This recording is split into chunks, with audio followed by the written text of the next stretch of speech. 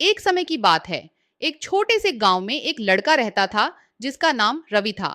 रवि हमेशा दुखी और उदास रहता था। उसके जीवन में कई कठिनाइयां थीं, जिनके कारण वह हमेशा अपने अतीत को लेकर परेशान रहता था।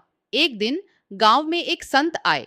संत के बारे में कहा जाता था कि वे किसी भी व्यक्ति के दुख को दूर करने में सक्षम हैं। रवि ने सोचा कि क्यों न संत से अपनी परेशानियों का समाधान पूछा जाए। रवि संत के पास गया और अपनी सारी परेशानियां बताईं। संत ने उसे ध्यान से सुना और फिर मुस्कुराते हुए कहा, रवि, मैं तुम्हारी मदद कर सकता हूं, लेकिन पहले मैं तुम्हें एक शिकंजी बनाकर पिलाना चाहता हूं। रवि ने सोचा कि शायद शिकंजी पीने से उसे शांति मिलेगी, इसलिए उसने हामी भर दी। संत ने शिकंजी बनाई और रवि को पीने को दी। जैसे ही रवि ने पहला घूंट लिया, उसने चेहरे पर अजीब सी शक्ल बना ली।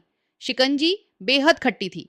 रवि ने कहा, यह शिकंजी बहुत खट्टी है, इसमें और शक्कर डालिए। संत ने शक्कर डाल दी और कहा, अब पीकर देखो। रवि ने फिर से घूंट लिया और इस बार शिकंजी का स्वाद अच्छा था। संत ने मुस्कुराते हुए कहा, देखो रवि, शिकंजी में खट्टापन तो हमेशा रहेगा, लेकिन शक्कर डालने से उसका स्वाद बदल जाता है। हमारे जीवन में भी कठिनाइयां और दुख हमेशा रहेंगे, लेकिन यदि हम उसमें शक्कर यानी खुशियों और सकारात्मकता को मिलाएंगे तो हमारे जीवन का स्वाद बदल सकता है।